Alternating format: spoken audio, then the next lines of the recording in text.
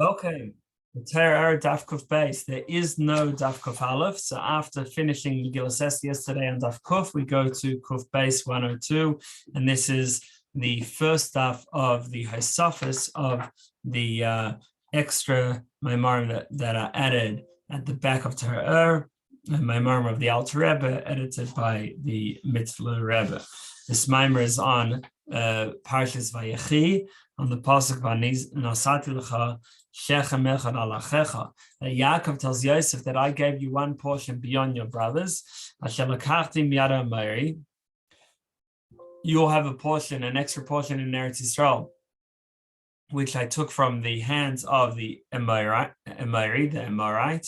B'charbi v'kashti, with my sword and my bow. Now, Onkelos translates it differently. That B'charbi v'kashti means with my prayer and my supplication.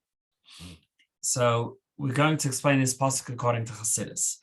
Now, first of all, the pasuk says Shechem echad, that Yosef will get one extra portion. It's an unusual term, Shechem. And what's the meaning? One portion. Also, it says that Yaakov took this portion from the Amori with his sword and bow, or as Onkelos translates, with his prayer and supplication. Now, in the simple meaning, what's this war? We don't find Yaakov getting involved in wars.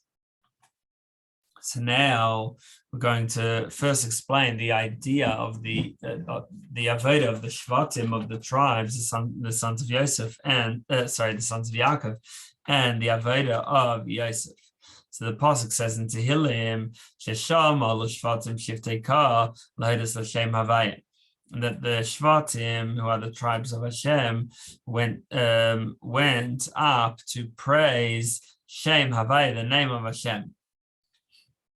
So with the Shevatim, it uses the word Olu, that they went up, whereas with Yosef, it uses the word Hurad, that he was taken down. The pasuk says about Yosef, that Yosef Hurad Mitzrayim, that Yosef was brought down to Egypt. So why are the Shevatim going up and Yosef is going down?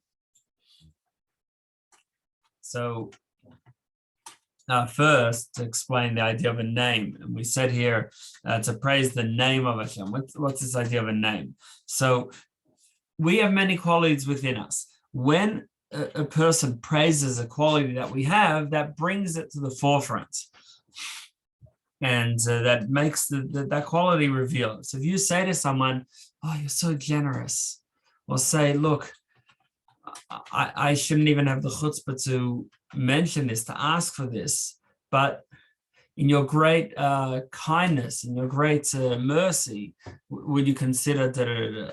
So when you talk about someone's kindness and mercy, someone's generosity, so then it reveals these qualities in the person. So that's because the qualities are already there, and therefore when you talk about it, you reveal it. And even if the person was angry, so then still when you speak about his qualities, it will reveal those qualities that were already there in his heart. As long as when you mention his qualities, you do it with humility, so then the anger will dissipate and he'll be full of the good qualities that you mentioned. Whereas if the person wouldn't have kindness within him, then the fact that you say, "Oh, you're such a kind person," it won't do anything. Only if the person already has kindness within him, then mentioning it will bring it to the forefront. So now, the same thing with the midas, that the midas of Hashem, that it says about all of them, Kulam b'Shem Yikra, that all of them are called by name. Or like the pasuk says, it talks about L'Hodos L'Shem Hashem, to praise the name of Hashem. So this idea is bringing out certain Sefiros, certain spiritual energies from Hashem, because Hashem Himself is really beyond. And know that with a person, if there would only be one person, he wouldn't need a name. We have a name because there are others. and therefore name represents how we relate to others, how we connect to others, and the same applies also with Hashem, that Hashem's name is about Hashem connecting and giving over his light to others.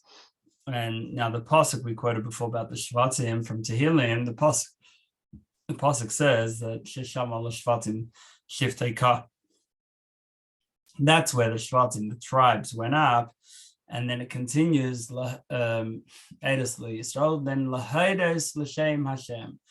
So to praise and thank the name of Hashem. So we're not thanking Hashem himself; we're thanking the name of Hashem, because the only when the Hashem's light goes down to the name, meaning with an interest in others, in creation and independence of others. So that's when we can relate to Hashem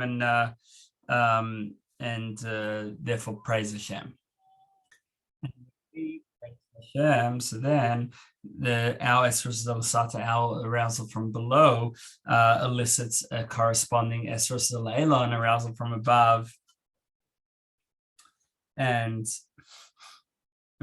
similarly, with all praise, if we praise Hashem as the merciful one or the kind one, so then that causes Delieilah, an arousal from above, to bring down the quality of kindness or mercy.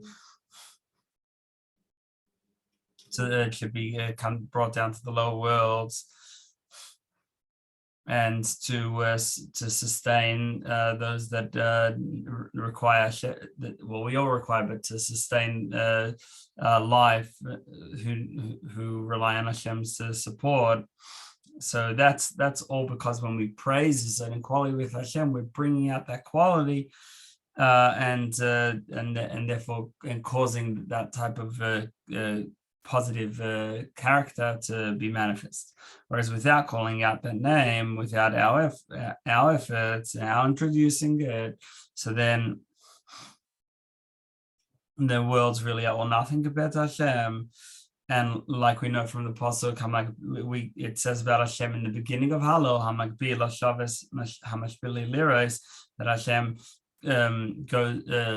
raises, he lifts up to sit, and then mashpili, he descends, liros, to see. So what does this mean? It means that Hashem is really magbi. Hashem is really beyond worlds, is beyond the whole concept of others. But Hashem is mashpili, he lowers himself in order to see and to become involved, although he's really totally higher. Because for Hashem himself, Hashem's essence, on the Avayla Shanisi, Hashem would declare that I am Hashem, it doesn't change. There's no change from creation. But then still, Hamashpili, he descends down. This is like even with a person who has the quality of kindness, the act of kindness is nothing compared to the quality. So how much more so with Hashem, that Hashem is really beyond all qualities, but through our efforts, and then that awakens that quality, that middle of Hashem, to come down upon us. So it says that the Shevatim go up to Hashem, because the Shevatim, the tribes, they were a Merkava, they were a chariot, totally nullified before Hashem. And through their efforts, through the arousal from below, that the Delesata awakens an Delieilah, an arousal from above. And that's the idea of Olu, that the Shevatim are going up, they're going up to Hashem, and then that's going to cause Delieilah, an arousal from above, Hashem bringing his light down to us. But the whole idea of Hashem bringing his light down to us is lowering for Hashem, and that's why it says where we see Hashem's greatness, we see his humility. Because when we say great, it's nothing compared to true unlimited greatness of Hashem, and therefore the fact that Hashem is coming down to be called great, to be able to be praised by little puny us, that's really an act of humility. So the elevating up to Hashem and then eliciting, bring down an Isarusah, an arousal from above, from Hashem. Whereas Yosef is about going down, about bring down Hashem's light. Yosef is the tzaddik, the righteous one, which is about this pure holiness that's brought down to us. And Yosef comes from the phrase in the pasuk, Yosef Hashem shein is yadei. Hashem should add once more, the second time his hand, meaning to bring down Hashem's light into the Sefiros of Atzilus. And so it's about bringing Hashem's light down first to the Sefiros of Atzilus, and then down further to us. Now it says that Yosef was brought to Mitzrayim. The idea of Mitzrayim is constraints, limitations, boundaries, and so the idea of Yosef is bringing down Hashem's light into a space of restraint and containment. And like we say at the beginning of the Aseret Dibros, the Ten Commandments, Hashem says, "I am Hashem your God who took you out of the land of Egypt." Which is the idea of Mitzrayim is constraints, about how Hashem frees us, liberates us from constraints. So either way, Yosef is going down into Mitzrayim, into these constraints. So this is a big descent down, and then so then the Shevatim, they go up to Hashem.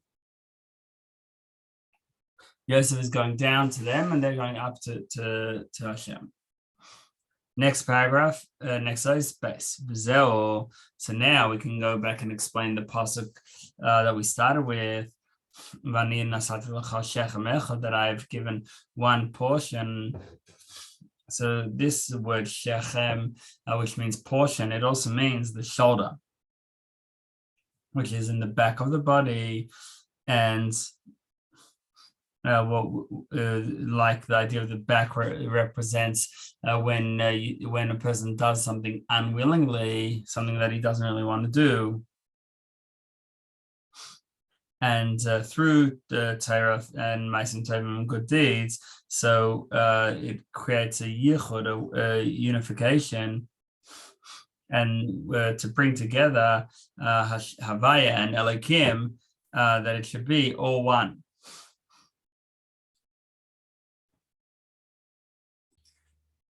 Idolatry is often called in the Torah Elohim acherim, foreign gods, and that's because they're foreign in the sense that everything comes from Hashem, but the idea of acherim is that it's not the main focus. It's not what it's all about. So it's like throwing, when there's leftovers at a party, and the host might throw the leftovers over his shoulder and let the dogs eat it, but it's not what the party's about. So it's without desire.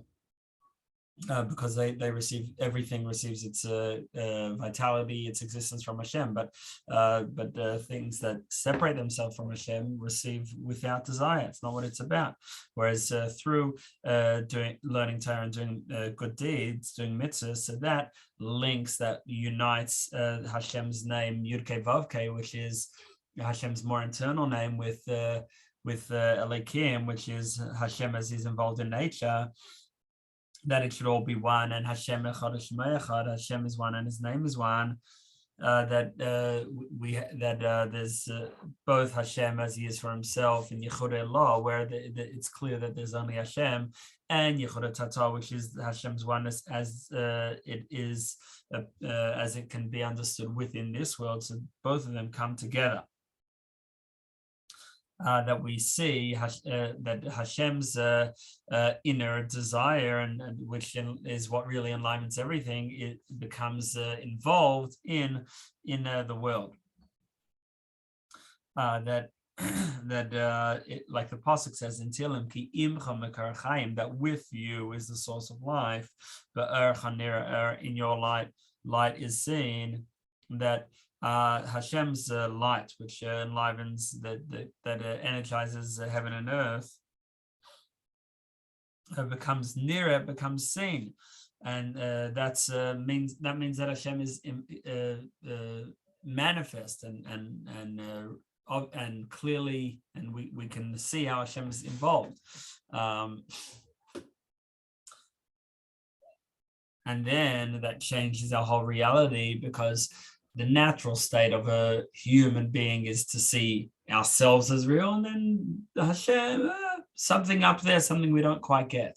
But when Hashem's presence is revealed and manifested, then Hashem becomes real, and we become, well, are we a real existence or not? We are only enlivened from Hashem, so we become the question mark.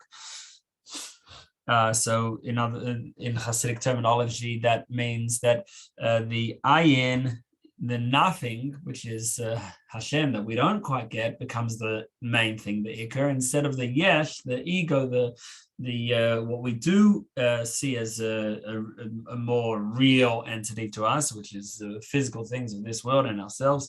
So the yesh becomes the just secondary.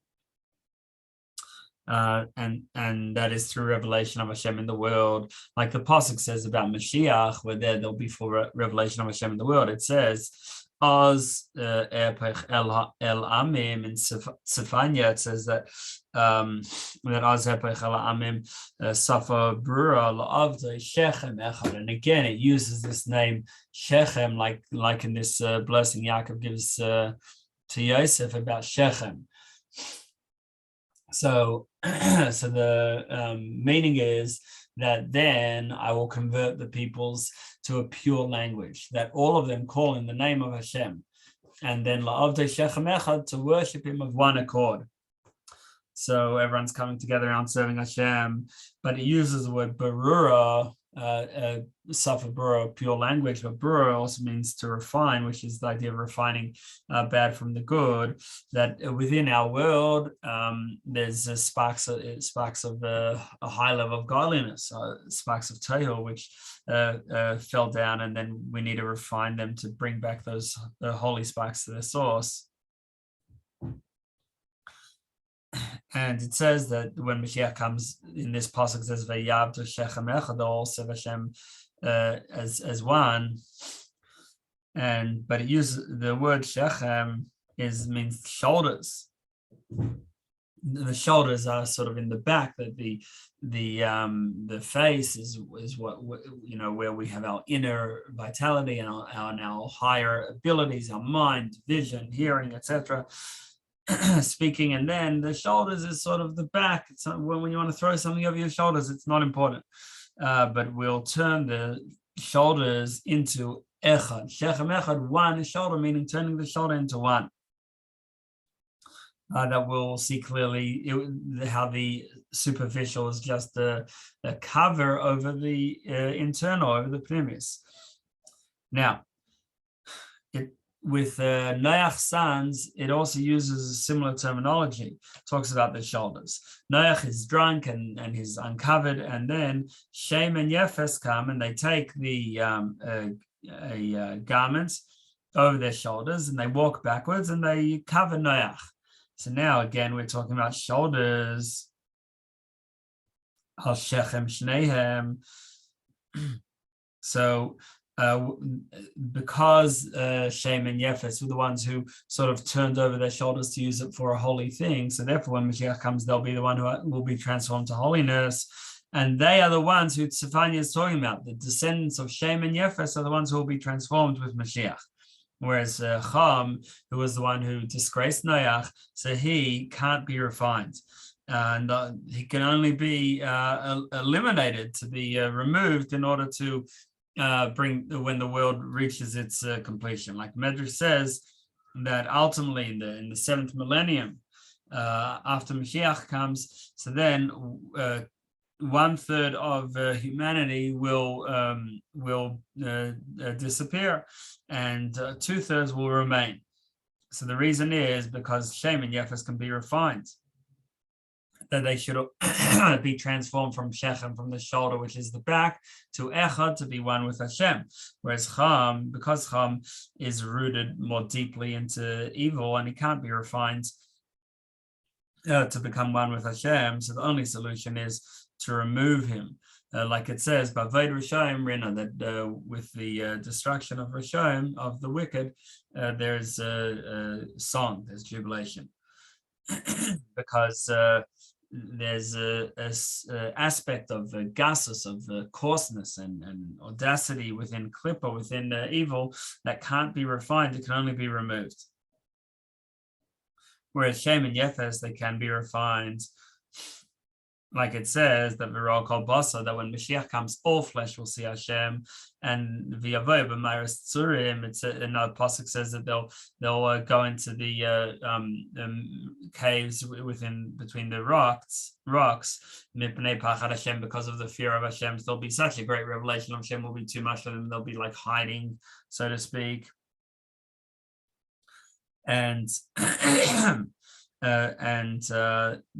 this is the meaning of Yefes and Shem and Yefes taking the garment over their shoulders and walking backwards. So what they're doing is to transform the shoulder into oneness. And now we can revert back to our original pasuk with Yaakov's blessing, that he says, I'll give you one extra portion that I took from them with my sword. What's the idea of a sword? Yaakov never did battle. So the idea is a spiritual sword. The pasuk says in Tehillim Kuf Mem Tes, we say it in Psuki de Zimra, Roimus Kal Begreinam L'cher V'vis Biyadam, that Hashem is lifted up in praise in their throats, and v'cher p'fias, a sword with two mouths in their hands. So this implies that when we're roimus kel, when we're praising Hashem, when we're davening, then we've got a double-edged sword. So what is this sword? Well, there's two things we have to cut off. One is negative desires. That when we follow our desires and just become pleasure-seeking animals, so this has a bad spiritual impact. That klippa too follows our lead, and to try to gain extra from kedusha, which it doesn't deserve. Although Hashem is totally above, but the clip is still able to gain chayas through the back door. In other words, from like behind the shoulder, because we have been sunken into taivas, into all the physical pleasures, so that then the clipper can also gain from that. Like it says that when Shlomo married the daughter of Parai, which was an expression of him being sunken into inappropriate desires, so that's when the angel Gabriel came down, and he planted a reed into the sea, and sand grew around it, and then that sand grew each year, and eventually it became the city of Rome, which caused then the destruction of the Beis Hamikdash. So this all came from us or Shlomo's wrong desire, that then gave klippa, gave the side of impurity extra vitality. Then there's the opposite issue, not being sunken down into physical pleasures, but the opposite of lifting oneself up too much. That's the idea of arrogance and chutzpah and coarseness. Like it says that when we lift ourselves up with ego, we feel that we inflate ourselves. So then that also gives klippa extra chayas, extra vitality. because we might think, oh, look, I'm wealthy, I'm successful financially, or be too into our honor. And although knowing that these things are really meaningless in terms of what's real, but that lifting ourselves up empowers Klippa as well. That Klippa, the side of impurity, says, like Pari said, Li Ori, that the river is mine and I created it. And this chutzpah, this audacity in a negative way, gives Klippa extra energy. And therefore, we need two swords: one to cut down the overindulgence into pleasures, and the other to cut down the arrogance and lifting oneself up. And that is the nakama. It says, "Lasas nakama magayim," in that same chapter in Tehillim, Kuf Mem Tes. So to take revenge against the nations, meaning to the revenge against these two parts of Klippa, the overindulgence and the arrogance. So the sword has two blades. It has one going up to cut off the arrogance, and one going down to cut off being sunken into physical pleasures. The one going up, that's like the crown, that's like the top, arrogance, which lifts the person up. And then the one not to let that continue to happen, the one going down is the descending into pleasures. Okay, Gimel. But where do we get this sword from to cut off arrogance and overindulgence? So it comes from the beginning of the pasuk as the solution, Romes kol begronim, which is the idea of davening and praising Hashem with our throats. Because what's the idea of a sword? It's to detach the head from the body. And the main part of the torso is the heart.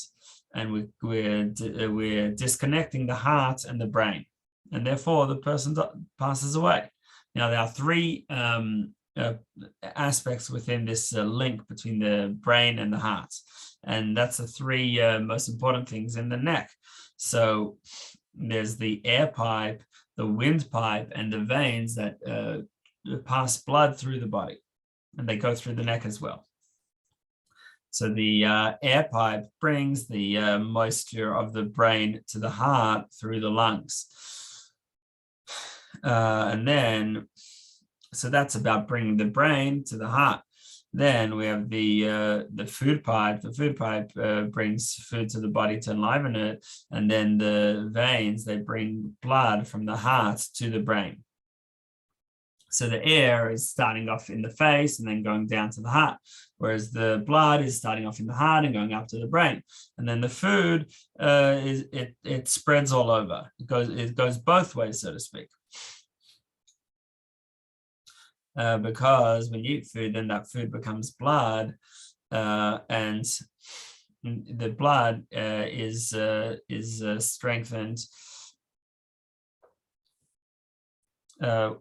By being purified in the heart, so then the blood is strengthened and can the blood can help and strengthen the brain. So that's going upward from heart to brain. But food is also like or food or drink, it goes down to the heart to strengthen the heart. So therefore, the food pipe it goes both ways, down to the heart, and also from the and also then the blood goes from the heart up to the brain. So the food pipe is the sort of in between the air pipe that is represents the downward, the blood which the veins which represent upward direction, and food pipe represents both ways. Now these are all three parts. When they're used in the wrong way, they're all three parts of pare. The word pare is the same letters as ha'eref, the back of the neck.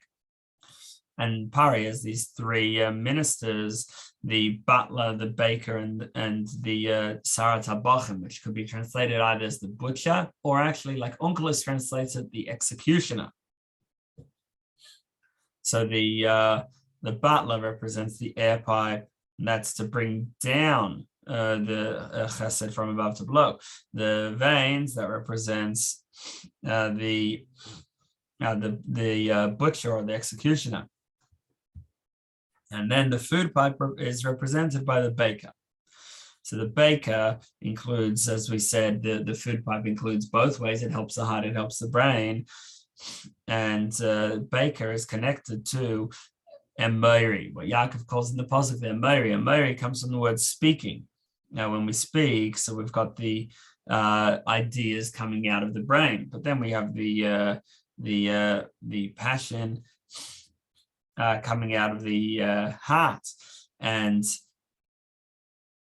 then so when we speak, so we've got air coming from the air pipe, but then also the hever Leib, the like the moisture of the heart. So there's an element of speech which is both from the up and from down, from the brain and the heart. And so therefore, when Yaakov says that he conquered this Shechem, echad, this one portion, or as we've linked Shechem with shoulder from the Amori, so the Amori is this is the power of speech, and which is part of the avodah, the associated with the baker.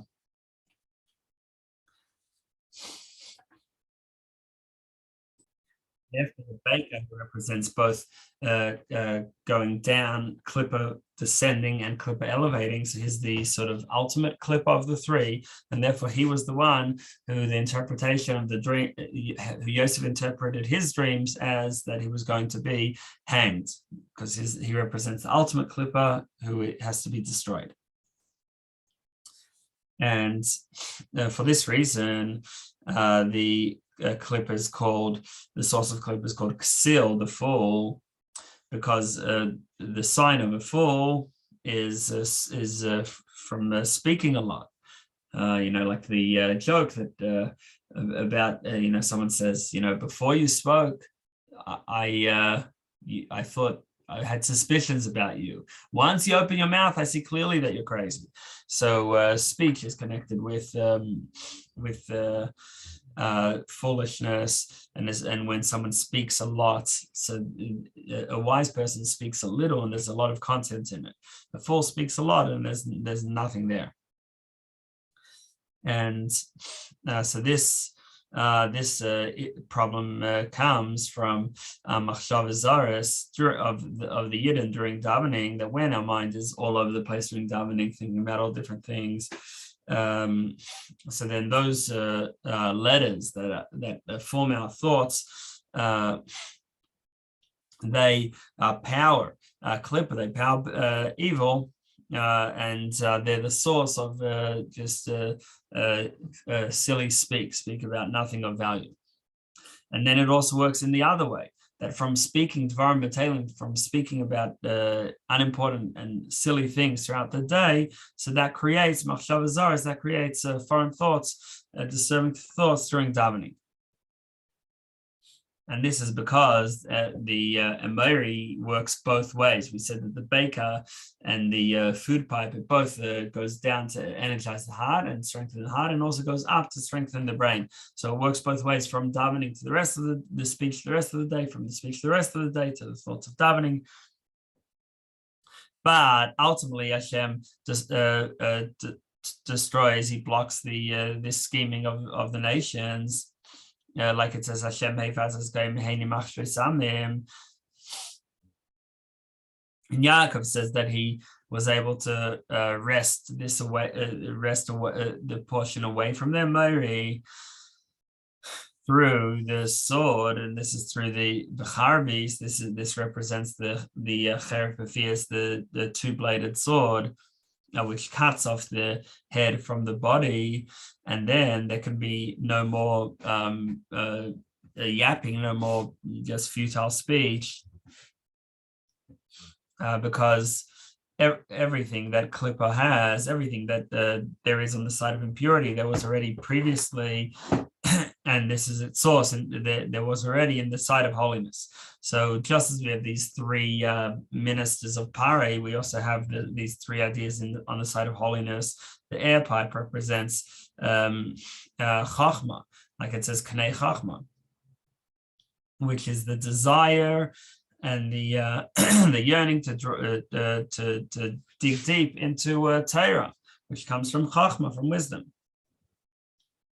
And Torah links it brings down the idea of Torah to be set in his heart, and therefore it's like the air pipe that brings down from the mind to the heart.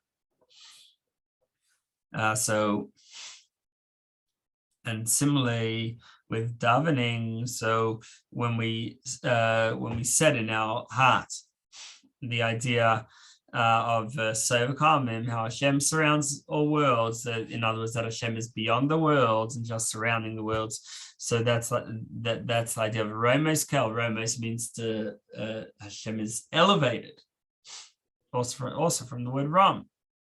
So that also relates to the air pipe, because what you're doing is you've got an idea, so an understanding of Hashem in your mind, and then you bring it to your heart. That's also like the air pipe from the face to the heart. And everyone can do this according to their level, but the point is to create and well up with a feeling from the idea that we're reflecting on. So now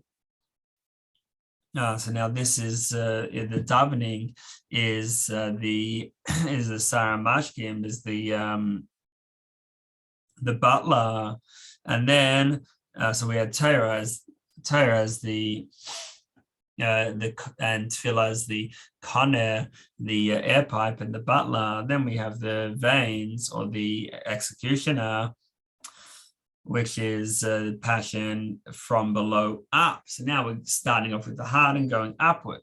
This is like fire, which is the opposite of water. Water goes down, whereas fire, it's about yearning and desire going up. This is the passion in davening. And through this inflamed passion, so the neshama, it's about the neshama jumping up to Hashem, just like physical veins, which is blood is about passion. And that's why it's called executioner, because holy passion is the main way to execute, to get rid of passion for physical pleasures. And instead, the body should also be excited about godly pleasures. On the other hand, the butler is about bringing down godliness from the mind to the heart, but it's without this passion, and therefore it doesn't talk to the body in the same way that the passionate executioner does. In other words, that we have two ways to learn Chassidus and reflect about Hashem. One is where it's trying to bring the ideas to the heart, but it's more calm. And then the one which talks to our physical self more is creating this fiery passion, which is represented by the executioner. Then the third minister of Pare, when it's transformed to holiness, so that's the baker, which is speaking words of Torah. Torah is called Lechem, it's called bread. And the Yidden give Hashem, it says the Yidden, Mefarinus, they support Hashem, they give Hashem his sustenance, so to speak. And now, davening is the source of avodah, of service of Hashem throughout the day, and therefore the butler is the source of bringing down godliness through the 248 mitzvahs, which correspond to 248 limbs. So that's the positive. Then the executioner is the passion to get away from what's wrong, and therefore that's the 365 negative mitzvahs, and they are the two swords that cut off bad. And when the side of holiness overpowers in these three ways, So then the person will no longer be drawn after extras, unnecessary extras, which is what the ministers of Pari want him to be excited about. But instead, he has refined them and transformed them to good. And this is through the two blades. There's the upper blade, which is mitzvah saseh, and the lower blade, which is mitzvah saseh. In other words, the upper positive mitzvahs and the lower blade negative mitzvahs. Okay, so this concludes the daf. And what we have in short is that Yaakov gave Yosef a blessing about Shechem echad, which we interpret to mean to make Shechem, the shoulder, which represents the back, what's given over without involvement, into echad, into oneness. And this is both that Hashem should be involved in an internal with his deep desire in the world, and also with us, that we just want Hashem. And this is through taking over the Amori, and we explain that Amori is speaking to make our speech holy speech, and this is when Moshiach comes, we're going to be able to transform much of the physical world to holiness, but some of it will have to be eliminated. And there's Klippa has two main avenues of growth. One is from arrogance, the other is from overindulgence. And we have to cut off both swords. And then we went into the neck, which is the pare, has three ministers, the butler, baker, and executioner. And we spoke about how the butler represents bringing down from the mind to the heart, the executioners from the heart up to the mind, and the bakers both ways. And we have to transform all of them into holiness, and that's what makes ensures that we're aligned, and that our pare is the pare within is destroyed.